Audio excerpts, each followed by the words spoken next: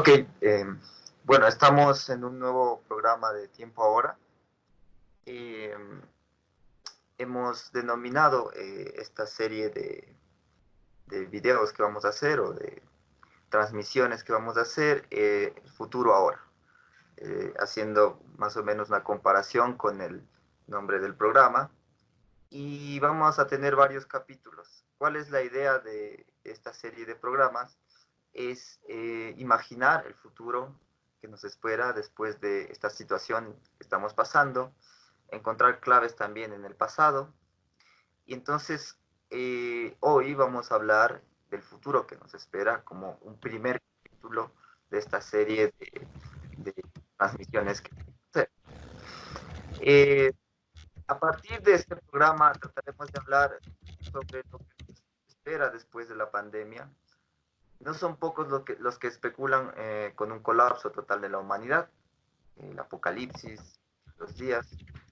Muchos también especularon lo mismo en el contexto de la peste negra que arrasó con media Europa en el siglo XV, o en la Alemania de la Segunda Guerra Mundial, perdón, de la Guerra de los 30 años, 2 siglos después de la peste que arrasó con gran parte de la población de los territorios que entonces se llamaba del Sacro Imperio Romano-Germánica, hoy Alemania. O para no ir tan lejos en el contexto de la Segunda Guerra Mundial, se pensaba algo parecido. Tal era el pensamiento del escritor Stefan Zweig, quien esta situación lo llevó al suicidio al pensar en el fin de la cultura europea como tal, como él la había vivido, de la civilización en general. Lo que estamos viviendo es inédito en la medida en la que todo lo ocurrido trastoca profundamente nuestra concepción de la cotidianidad, de nuestro entorno social, político o económico. Sin embargo, no es inédito en la historia de la humanidad.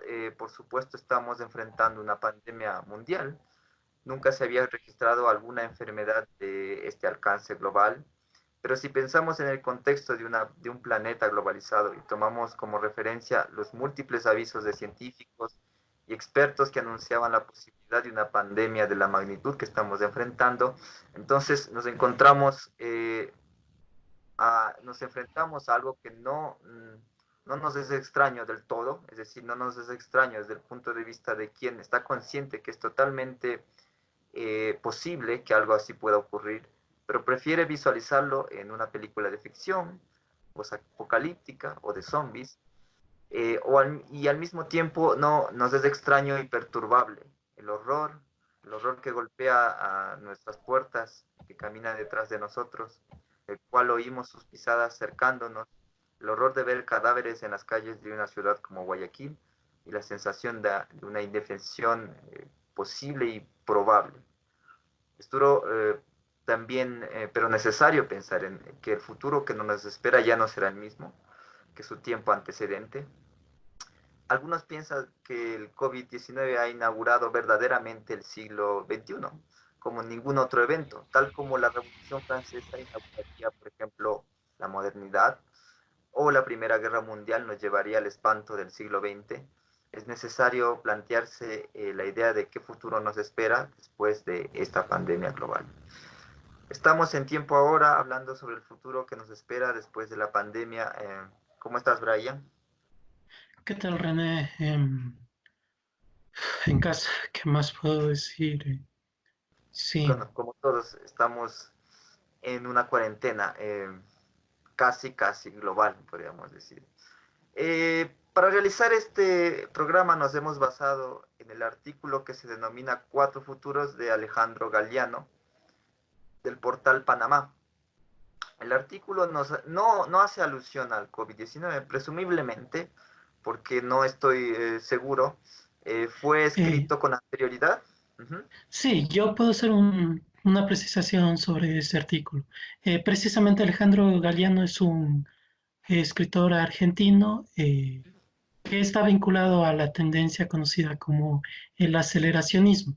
Y él, Galeano habría escrito este artículo en vísperas de las elecciones argentinas en las cuales triunfó Alberto Fernández. Entonces, sí, él estaba pensando más en clave del futuro argentino, pero considero que los planteamientos De hecho, los planteamientos que se contienen en este artículo eh, discurren no específicamente sobre el futuro argentino, sino sobre el futuro del, que viene tras el capitalismo en general en todo el mundo.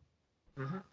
Sí, y eh, yo creo que lo más importante aquí es que toma los elementos más importantes de nuestro tiempo, especialmente aquellos que se nos presentan como un desafío para el futuro, con o sin pandemia, pero en muchos sentidos potenciados por esta pandemia, ¿no? Hay al menos dos pares de elementos mediante los cuales gira este artículo, las ideas de abundancia y escasez y igualdad y desigualdad, ¿sí? Entonces juega entre estos cuatro elementos combinándolos y nos Sí, crea como cuatro escenarios posibles. Ujú.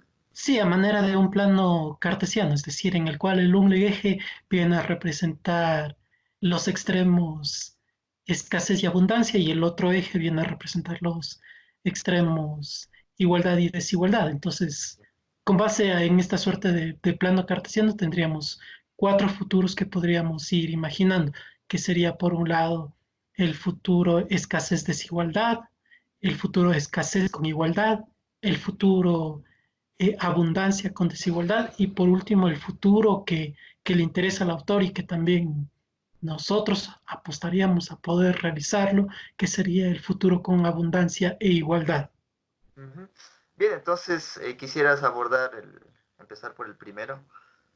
Sí, yo a lo que tú comentabas al inicio del programa acerca de las transformaciones que hemos estado experimentando y acerca del futuro que nos depara, y además con el cambio de nombre que ha señalado, hablando ahora de futuro ahora, parecería extraño que dos historiadores traten de discurrir sobre el futuro, que es Ujú. definitivamente una dimensión temporal que en teoría no les pertenece en lo absoluto, pero cuando tú mencionabas esto, yo recordaba precisamente un fragmento de Walter Benjamin, que es también el autor que da el nombre original a nuestro programa, Tiempo Ahora, Ujú. Ujú. que es un fragmento en el cual Benjamin dice, cada época sueña a la siguiente.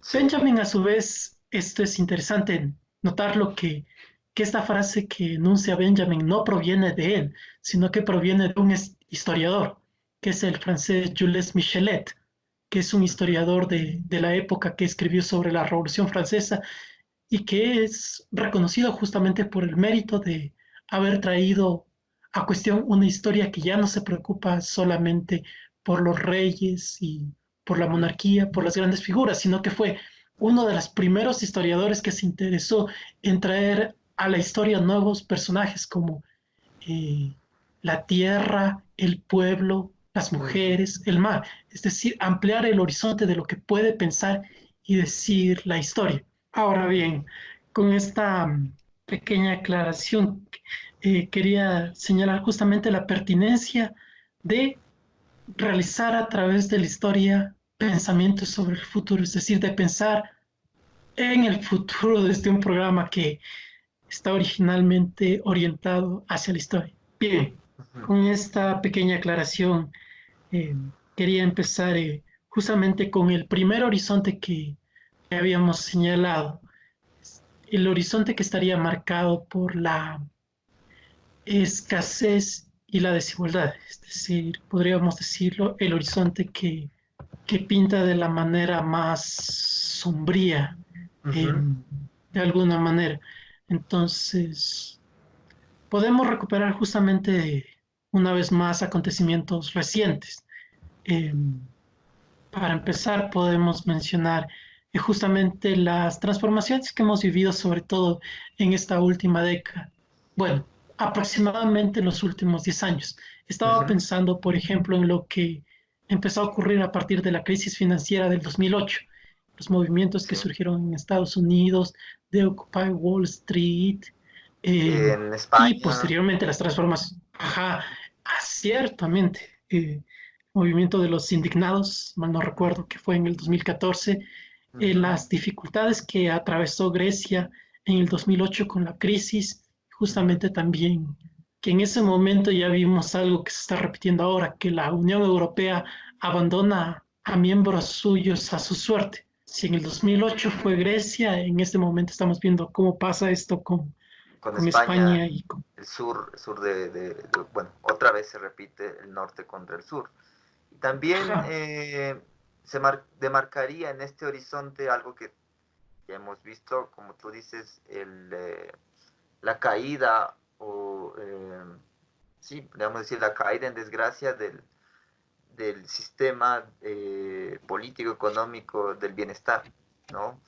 Especialmente europeo, y digamos sus réplicas o sus ecos en el resto del mundo, ¿no?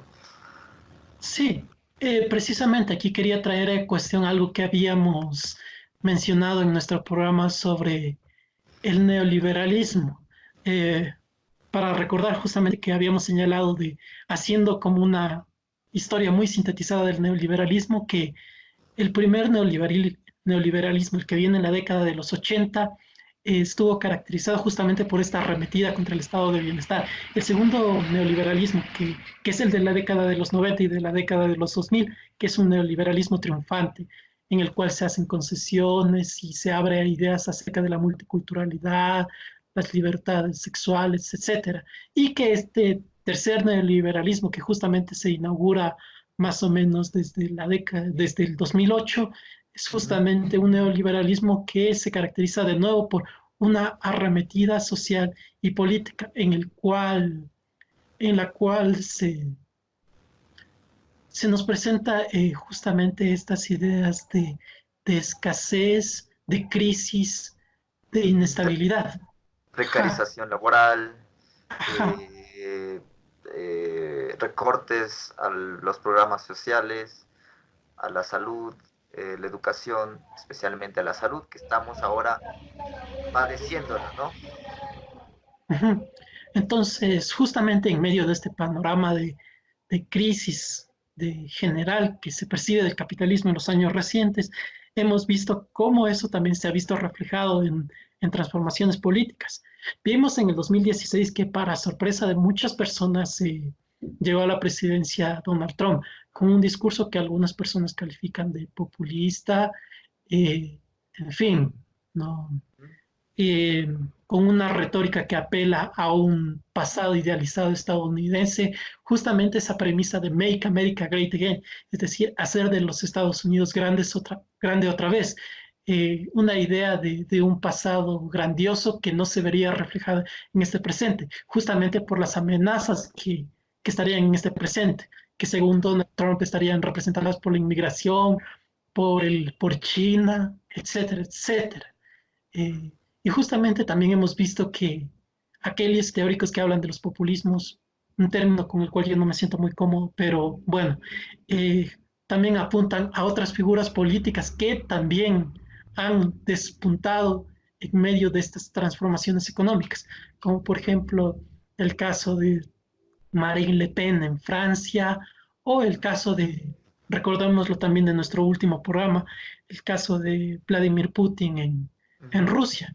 Entonces son todas figuras que apelan a un discurso político centrado en las, bueno, al menos retóricamente centrado en las fronteras específicas y que apunta al control dentro de esas fronteras específicas. Es Ujú. decir, que el soberano, que digamos lo que es el Estado pensado como un soberano que debe regir sus fronteras locales y que tiene que ajustarse ante las necesidades del momento.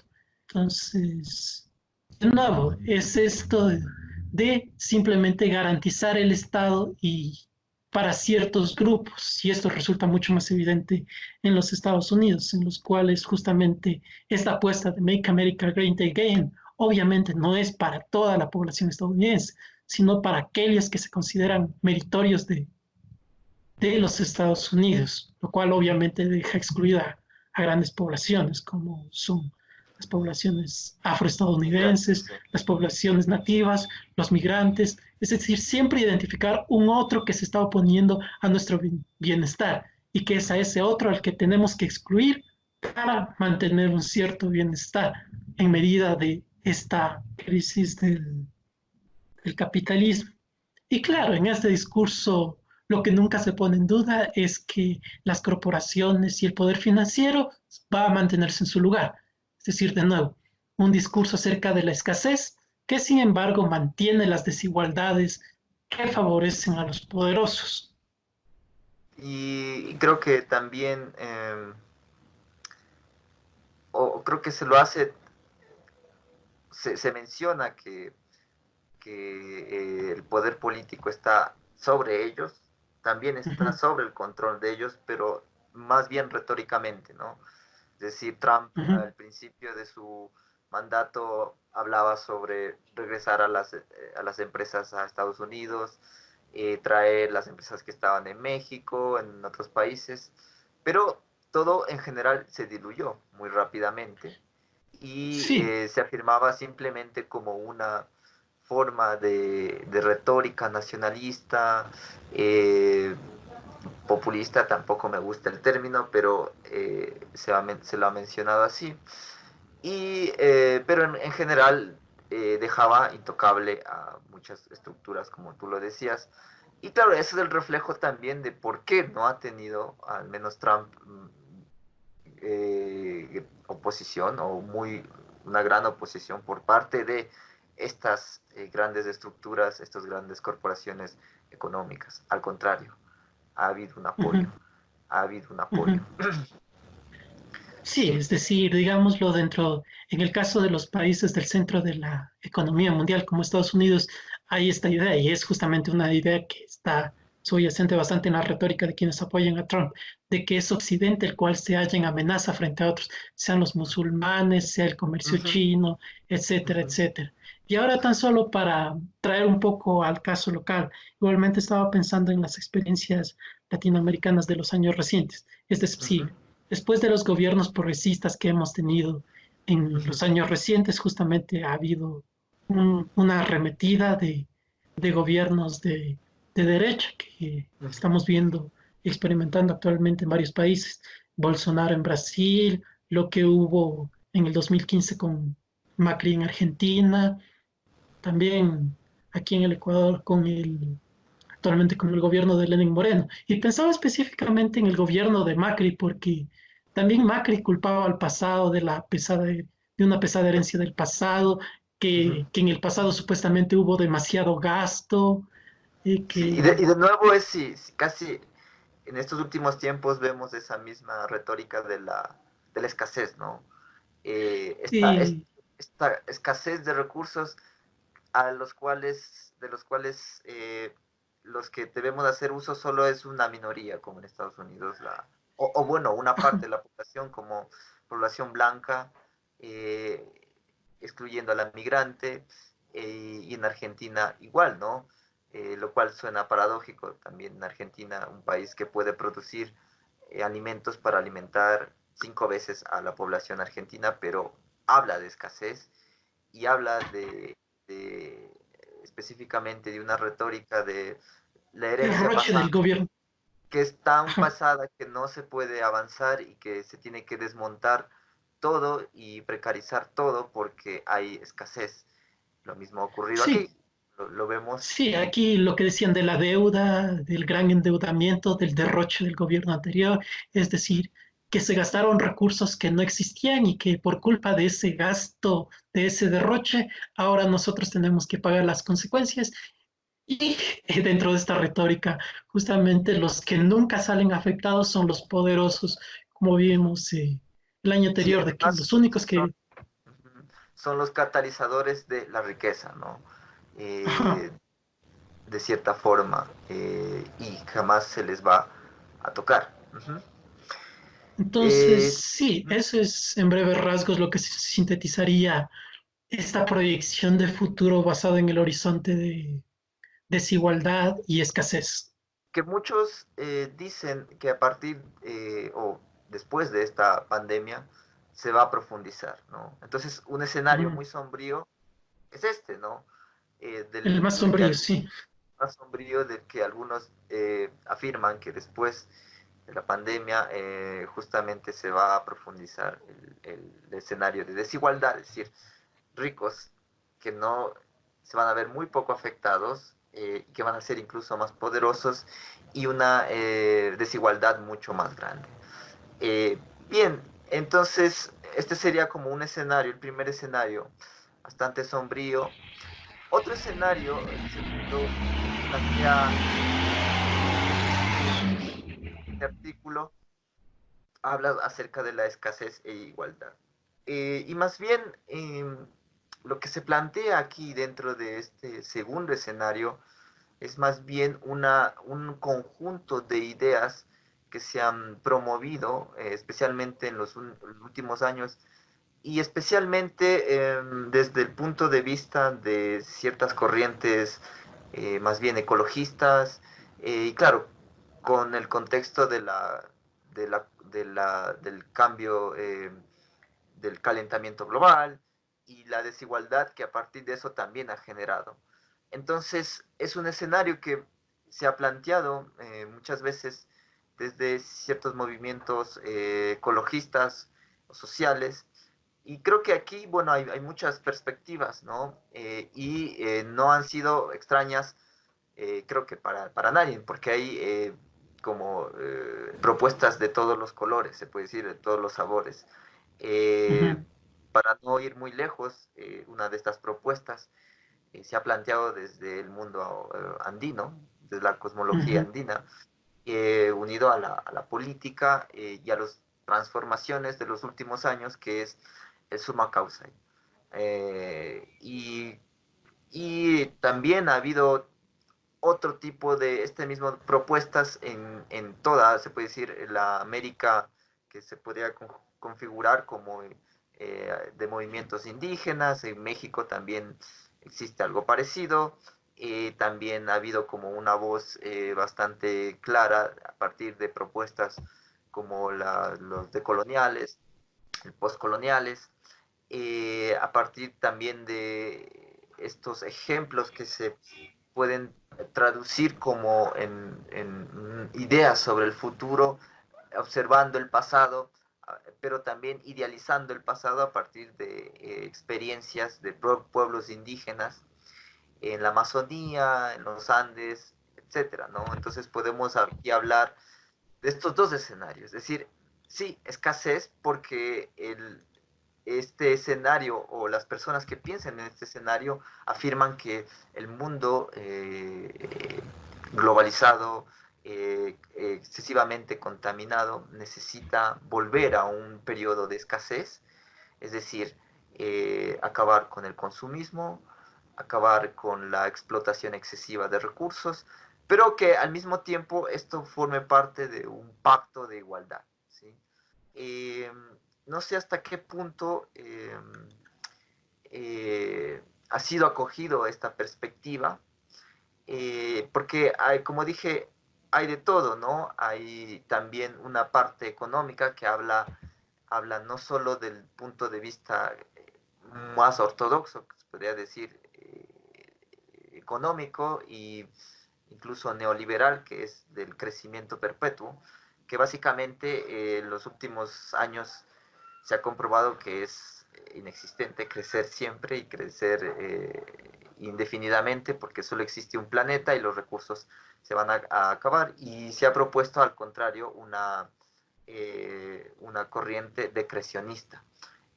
Sin ir más lejos, por ejemplo, uno de los teóricos principales en nuestro país es, eh, si no me equivoco, Alberto Acosta, que también forma parte de esta corriente que afirma que no se puede crecer para siempre. La economía no lo resiste y no lo soporta, el planeta no lo soporta. Entonces se debe plantear una economía basada en la escasez. En la escasez, es decir, no en la escasez en el sentido de que Sin, eh, nos vamos a morir de hambre o no va a haber recursos suficientes, sino consumir mucho menos, explotar mucho menos el planeta, con el fin de que además no se concentre los recursos en un solo polo de la economía o de la sociedad. Entonces, este ha sido también otro escenario que se ha planteado y creo que también eh, un escenario que tal vez ha llamado mucho la atención, pero que no ha terminado de cuajar y tal vez no se ha puesto en aplicación o tal vez se ha puesto en aplicación en espacios muy reducidos. Porque básicamente lo que se plantea funciona bastante bien en espacios reducidos. No sé, ¿qué piensas tú, Brian? Sí, es decir, todos estos planteamientos justamente surgen bajo yo identificaría dos cuestiones principales. Justamente una de las que tú has señalado, del cambio climático y, digamos, las transformaciones ambientales que han sido bastante más evidentes en las décadas y años recientes. Recordemos que apenas en enero estábamos oyendo las noticias acerca de los incendios en Australia, por ejemplo. Estamos Entonces, viviendo en Quito un periodo de calor que nunca se había visto, bueno, al menos yo nunca lo había visto, con ajá, temperaturas que llegaban ya, bordeaban los 30 grados y en Guayaquil incluso los 40, ¿no? Entonces, ajá, ujú. sí. Entonces está este aspecto ecologista que apunta a cuestiones como el cambio climático y justamente la escasez de los recursos del planeta. Es decir, que no podemos seguir explotando de manera continua el planeta, así que tenemos que pensar una forma distinta de entablar una relación aquí lo voy a poner muy entre comillas igualmente, con la naturaleza. Eh, Eso por un lado, y justamente por el otro lado también, este, justamente debido a las crisis económicas que hemos visto, este recelo del capitalismo y más específicamente de la noción de mercado. Es decir, las propuestas que tú exponías, como por ejemplo lo del Sumac Kausai, recordemos que justamente están basadas en un recelo muy marcado de la economía de mercado y de las implicaciones que trae esa economía del mercado. Es decir, está la premisa subyacente de que la economía de mercado es la que genera desigualdades, así que debemos buscar modalidades económicas que estén al margen del mercado. Y eso es justamente lo que le apostaban estas propuestas de la economía popular y solidaria, es decir, actividad económica a pequeña escala en las cuales no se producirían las desigualdades y las jerarquizaciones que caracterizarían a la... Pero, ujú, Ajá. pero más bien, yo creo que, bueno, al menos cómo se planteaba o cómo yo lo percibía, cómo se planteaba en, digamos, en el gobierno de Correa, el Suma Causay, o en el gobierno de Evo Morales, era más bien una complementariedad a la economía, a la gran economía,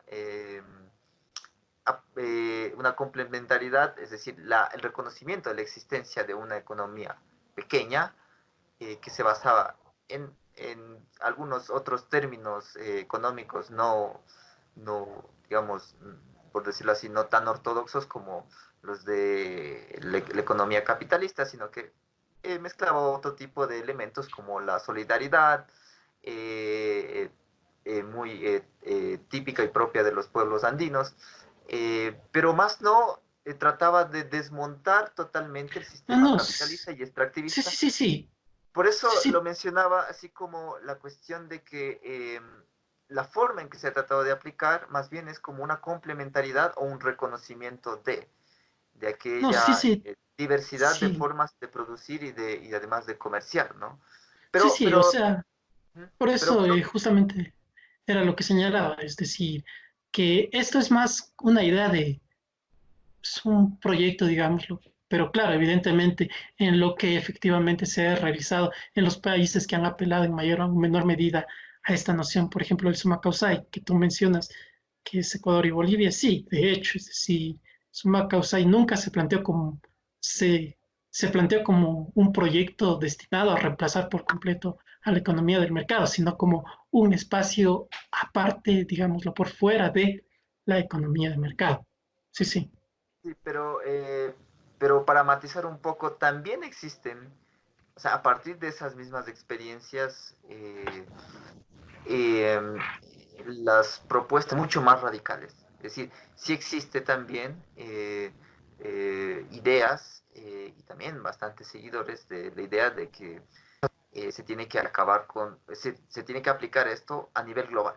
Es decir, no solo en la pequeña economía como hemos visto, sino a nivel global, y no son pocos las personas que hablan acerca de esto y del estilo de vida, cambiar, qué sé yo, a un estilo de vida vegano, a unos consumos mucho más conscientes, por así decirlo, y esto replicarlo a, no sé, a un nivel grande, de una economía grande. Claro, pero aquí surgen los cuestionamientos, qué tan eficaz posible, probable es realizar esto, ¿no? En un mundo en donde tienes una economía globalizada totalmente, unas dependencias enormes y donde básicamente eh, la perspectiva de cambiar ese rumbo es como bastante improbable, ¿no?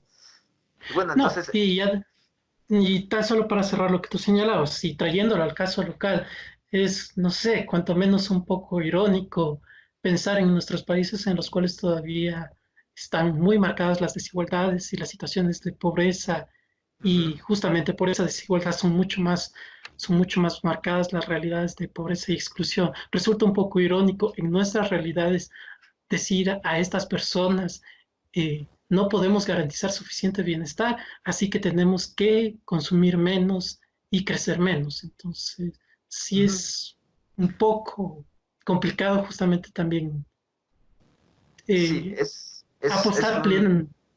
Ajá. plenamente, sí. Es un, claro, es un escenario complejo y que se planteó de una forma compleja y tuvo unos enfrentamientos ideológicos bastante fuertes y constituye una disyuntiva que se ha planteado y una especie también de crítica hacia los, digamos, gobiernos progresistas que al mismo tiempo seguían siendo bastante extractivistas, ¿no? O lo profundizaron, pero al mismo tiempo existían estos reclamos, ¿no? Entonces, ¿cuál es el punto en el que se puede cambiar lo uno y no lo otro? Entonces, fue una discusión bastante compleja y creo que va a ser una discusión que también se va a plantear después de todo lo que estamos viviendo, ¿no? Y van a seguir también este tipo de discusiones. De hecho, he escuchado a muchas personas o muchas organizaciones que apelan a este tipo de ideologías, manifestar que todo lo que está pasando es producto de, ¿sí? De nuestro, qué sé yo, de nuestra relación con los animales, de nuestra relación con la naturaleza. Entonces, también tiene algo que decir, ¿no? En este tipo de escenario y este tipo de pensamiento. Ujú. Bien, ¿cuál sería entonces el tercer escenario? El tercer escenario viene a ser un escenario marcado por la abundancia y la desigualdad. Y nuevamente, una vez más, tenemos varios elementos en el presente que permiten visualizar este, este futuro. Hemos visto justamente que las transformaciones tecnológicas de los años recientes han hecho posibles cosas que hasta hace pocas décadas todavía no eran plenamente pensables. Hemos visto cómo el Internet ha transformado nuestras vidas profundamente, cómo los smartphones cada vez se vuelven más ubicos y más necesarios en nuestra vida. Eh, Ujú, en cuanto a plataformas digitales, vemos justamente los casos de las grandes empresas que predominan en la actualidad, como son Google y Facebook, empresas que cada vez ocupan un rol más predominante dentro de nuestras vidas. Es decir, estos desarrollos tecnológicos están vinculados igualmente con las realidades económicas actuales. Vemos justamente que entre las personas más ricas del planeta se encuentra Bill Gates y ujú, Mark Zuckerberg, que no son personas que provengan del capitalismo tradicional de producción industrial sí, o etcétera, sino personas que provienen justamente de este sector que ha despuntado ujú, con fuerza en los años recientes. Entonces, vemos justamente que son estas estas transformaciones tecnológicas y las que es, pero en las cuales se basa la visualización de este futuro. Es decir, y nuevamente tenemos el caso paradigmático de qué, qué es lo que viene a representar este futuro, en qué realidad está representado en este futuro. Está representado en Silicon Valley, es decir, en aquellos, digámoslo entre comillas nuevamente, innovadores California que justamente a través de sus propuestas de plataforma tecnológica quieren reorganizar la forma, las realidades económicas y sociales. Y vemos que en parte eso ha ocurrido. Nuevamente, quiero traer a colación, por ejemplo, el ejemplo de Uber, es decir, que una plataforma tecnológica transforma las realidades que antes existían.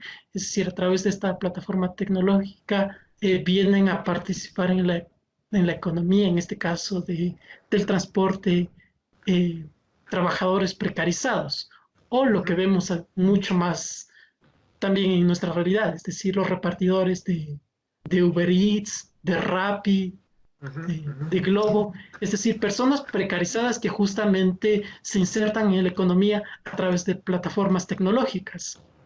Es decir, Entonces, las plataformas tecnológicas eh, han llegado con mucha fuerza y ya están transformando desde hace varios años la economía, las relaciones económicas, las relaciones laborales. Y, y en el contexto de nuestro contexto de la pandemia también vemos que las tecnologías, especialmente el Big Data, es algo absolutamente esencial y fundamental en la forma en cómo se ha manejado la crisis en términos de factores de números y de control, ¿no? En China, básicamente, la Big Data permitió y está permitiendo que controlaran el aislamiento, los flujos de personas, etcétera, y lo cual también en el contexto mundial se ha tratado de replicar en muchos países, ¿no?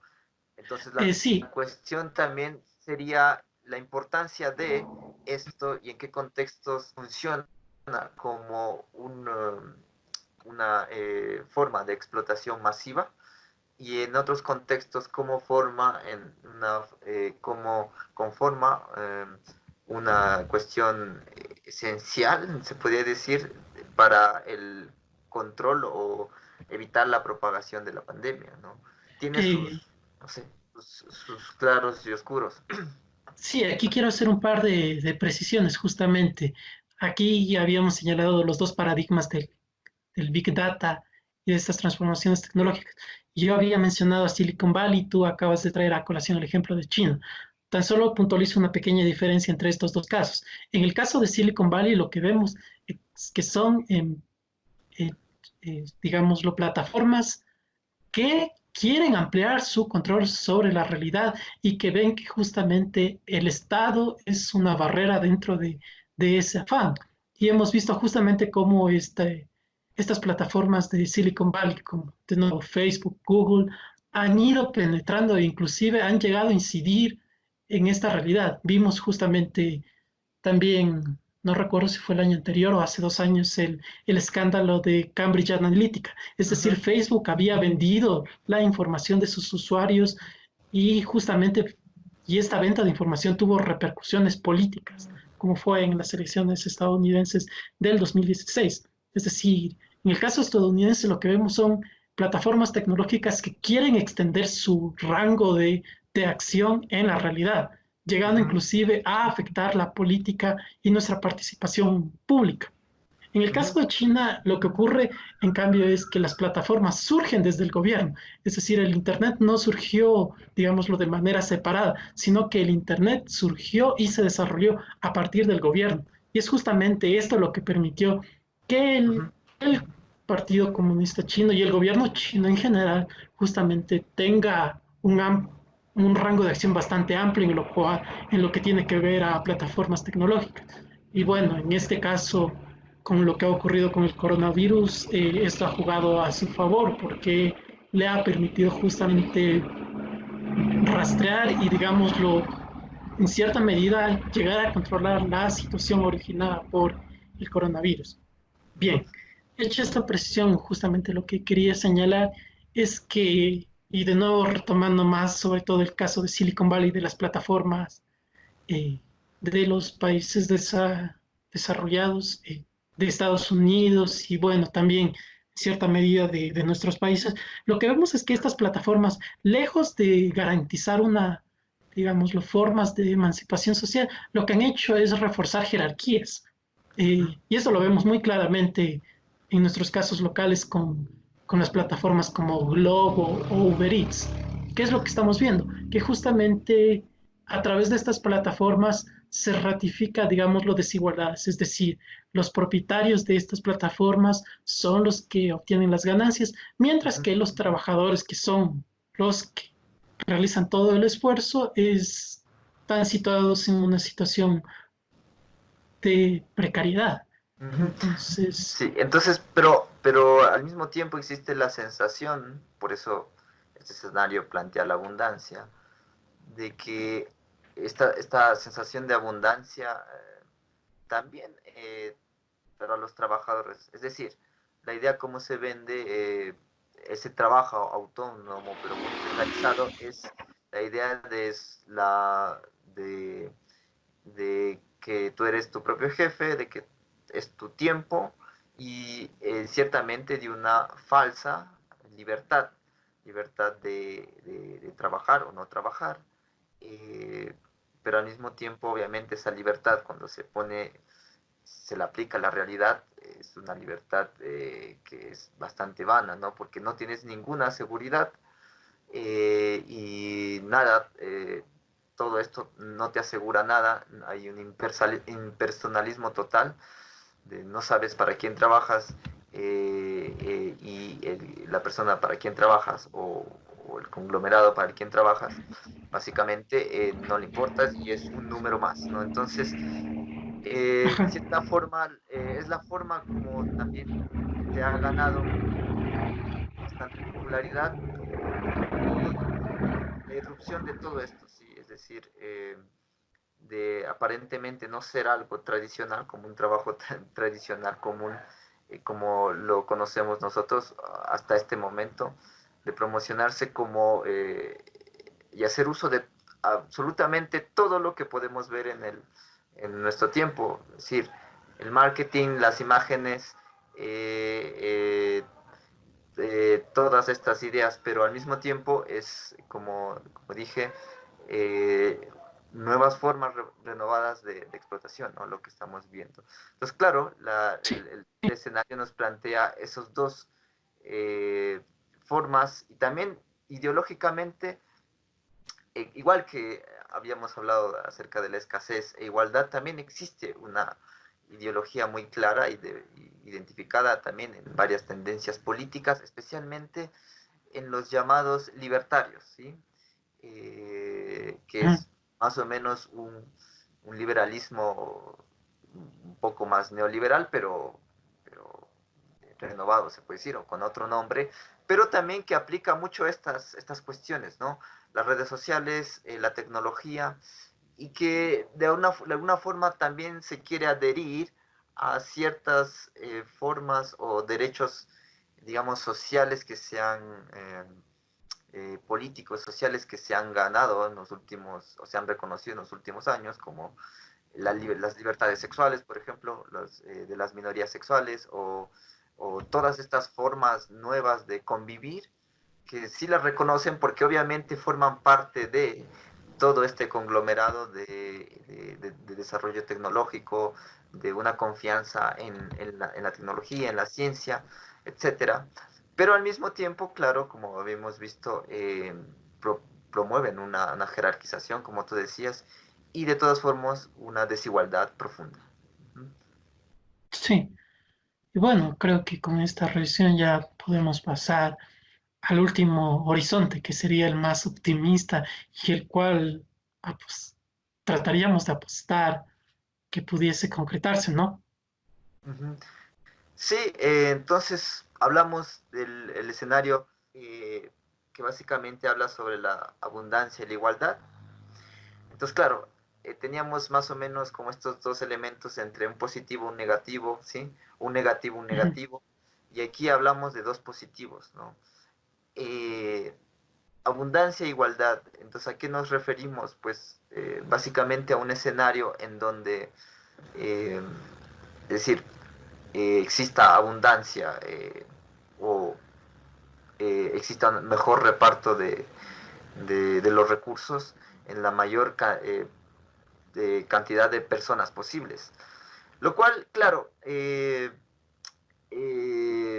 básicamente es para el, digamos, el mundo, eh, se puede decir, en vías de desarrollo, ha sido como una de las apuestas, especialmente en Latinoamérica, en la época de los progresismos, ¿no? Entonces se hablaba de repartir recursos, que de hecho lo hicieron, y esto hay que decirlo, eh, y igual, la repartición de recursos significa el acceso social y político de una mayor cantidad de población. Pero claro, también dentro de este sistema o dentro de este escenario, también nos asaltan como muchísimas dudas acerca de si la abundancia, también esta noción de igualdad es pertinente en un mundo en donde, en un planeta en donde existe un claro proceso de calentamiento global, de destrucción sistemática de la naturaleza, de los recursos, en la escasez de los recursos que es bastante probable. Entonces, claro, es también la disyuntiva entre el desarrollo y el reparto de más recursos, pero eso significa también al mismo tiempo el mayor cantidad de consumo y mayor consumo de recursos que básicamente estamos viendo que cada vez son más escasos. Eh, este escenario también se ha planteado desde ya muchas veces alejado de Occidente, es decir, alejado de Europa o de Estados Unidos, porque hemos visto, qué sé yo, en los últimos años, obviamente, el crecimiento de China y de todos millones de personas que han salido de una condición más precaria y ahora forman parte de una clase media enorme. O la India, por ejemplo. O, como decía, en Latinoamérica, con la llegada de los gobiernos progresistas. Entonces, claro, la cuestión es cómo sostener esta abundancia y también generar igualdad. También la disyuntiva de cómo se puede plantear este escenario. Entonces, básicamente, la pregunta es hasta qué punto es posible y hasta qué punto también dentro de este escenario y de los demás escenarios es pertinente ciertos elementos de un escenario en otro escenario, cuáles son más o menos las críticas y las problemáticas. ¿Tú qué podrías agregar acerca de este último horizonte? Sí, lo que este último horizonte le apuesta en realidad es, al igual que el horizonte de desigualdad y prosperidad, es a las transformaciones tecnológicas. Es decir, a diferencia del horizonte que describimos anteriormente, en las cuales las transformaciones tecnológicas se ponen a servicio de mantener y fortalecer las jerarquías sociales, este último horizonte ve en la tecnología una posibilidad emancipadora. Es decir, que gracias a la tecnología y a la automatización, los seres humanos cada vez más van a tener que realizar menor cantidad de trabajo, lo cual bajo el sistema, y es de hecho que bajo el sistema capitalista sería una desgracia para los trabajadores, en este futuro socialista, podríamos decirlo, es visto como una oportunidad de emancipación y de realización social. Y Ujú. bueno, de nuevo también justamente el otro sustento para pensar este futuro es en la posibilidad de contar con los recursos suficientes, es decir, contar fuentes de energías baratas o de extraer y reciclar materias primas y Ujú, depender de esta capacidad de la tierra de proveer estándares de vida apropiados para todos. Es decir, ujú, dentro de esta perspectiva del futuro, lo que se dice, el problema no es que haya, o sea, sí, por un lado estamos limitados por la escasez, digamos, por lo limitados de los recursos de la tierra, pero por otro lado también señala de que eh, hay un el desarrollo tecnológico que puede sustentar nuevas formas. garantizar, Ujú, ajá, y que justamente este desarrollo tecnológico podría garantizar condiciones apropiadas y dignas de vida para todas las personas, sin que algunos lleguen a concentrar más que otros. Entonces, estas son las dos perspectivas en las cuales se basa esta apuesta al futuro de abundancia e igualdad. igual. Sí, igual, Y de todas formas, ujú, el autor del artículo señalaba de que esta apuesta, digámoslo, a la tecnología, a la posibilidad emancipadora de la tecnología, está presente. Él menciona varias tradiciones de pensamiento. Por un lado, el mismo marxismo en su manifiesto sí, comunista. Por otro lado, el aceleracionismo, que es una corriente que señala que hay ciertos desarrollos en el capitalismo que, en los cuales se pueden encontrar posibilidades de emancipación social. Y por otro lado también menciona justamente el manifiesto Cyborg de Donna Haraway, es decir, esta posibilidad de que nos volvamos uno con la tecnología y que a través de la tecnología podamos garantizar justamente eh, esta abundancia a la cual se apuesta. ujú. Sí, es verdad. Entonces, claro, aquí hace lo interesante de esta última propuesta del autor es que hace un recorrido, ¿no? De todas Uh estas -huh, corrientes y dice, básicamente, no les extraño al manifiesto comunista original, ¿no? No uh les -huh, para nada extraño porque el manifiesto comunista original de Marx ya proponía que estos desarrollos tecnológicos que se desarrollaban a finales del siglo XIX, hacían posible una mejor cantidad de recursos o de bienes para una población que si se repartía, obviamente generaría mucha más igualdad. Y a uh lo -huh, largo de este recorrido de pensamientos siempre ha estado la misma idea, ¿sí? La cuestión, como decía, el problema, la disyuntiva es esta, ¿no? Enfrentar, digamos, eh, y hemos visto muy claramente, por ejemplo, en la época de los progresismos en Latinoamérica, enfrentarse a esta forma de pensamiento que básicamente era gran parte del pensamiento de los gobiernos progresistas con la otra forma de pensamiento de escasez e igualdad, ¿sí?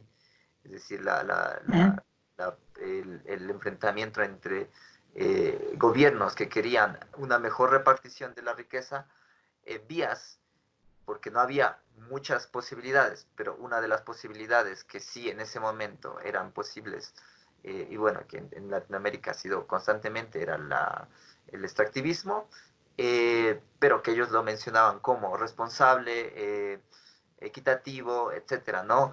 Frente a esta otra corriente que más pertenece a grupos ambientalistas que uh -huh, abogan por una escasez, ¿no? Escasez de crecimiento, dejar el consumo, pero claro, ¿qué costos tiene, ¿no?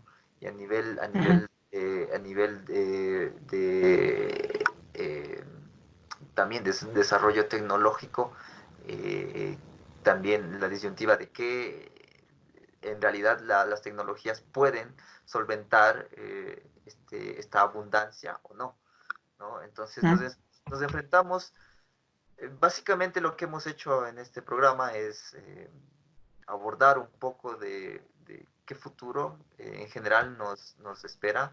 Obviamente la llegada de la pandemia ha sido un elemento que ha trastocado totalmente, pero yo podría decir que de todas formas, mucho se había anunciado acerca de que este iba a ser un año bastante complejo, y mucho se había anunciado además de que se estaba generando ya unos definitivamente no tenían vuelta atrás, es decir, que hay temas que se tienen que tratar definitivamente en estos tiempos y básicamente estos temas tienen que ver con este Ujú. tipo de futuros, imaginarnos de estos futuros. Y básicamente cuando hablamos de esta serie de programas que vamos a hacer, Futuro Ahora, básicamente es pensar en esto. ¿Por qué estamos especialmente en unos meses bastante complicados y en los que básicamente se van a ver cuáles son las salidas o cuáles son los caminos que van a tomar las sociedades a partir de esta experiencia, pero también a partir de todo lo que se ha venido acumulando en estos tiempos. Ujú. Sí, entonces creo que podríamos cerrar con la frase que habíamos dicho. Si Benjamin había hablado de tiempo ahora, podemos ahora decir que cada época sueña la siguiente. Así que veremos. Sí, bueno, y eso es todo. Eh, en la próxima emisión vamos a hablar, en cambio, un poco de experiencias pasadas, retomando la historia otra vez. Y especialmente vamos a hablar sobre qué escenarios muy parecidos a los que estamos viviendo y cómo las sociedades cuáles fueron las experiencias, cuáles fueron, no sé, las enseñanzas, cómo llevaron a cabo, o cómo lo superaron, si no lo superaron, etcétera, ¿no? Bueno, entonces eso es todo. Y bueno, esperamos tener otra emisión la próxima semana y esperamos también que la gente que esté en cuarentena, igual que todos, eh, estén pasándola con, eh, con mucha reflexión y tratándole de llevar lo mejor posible, que a pesar de todo es una situación muy compleja. Uh -huh. ¿Algo más que decir, Ujú. Brian? No, nada más. Cuidarnos, más que nada. Bueno, y eso es todo. Hasta la próxima. Hasta luego.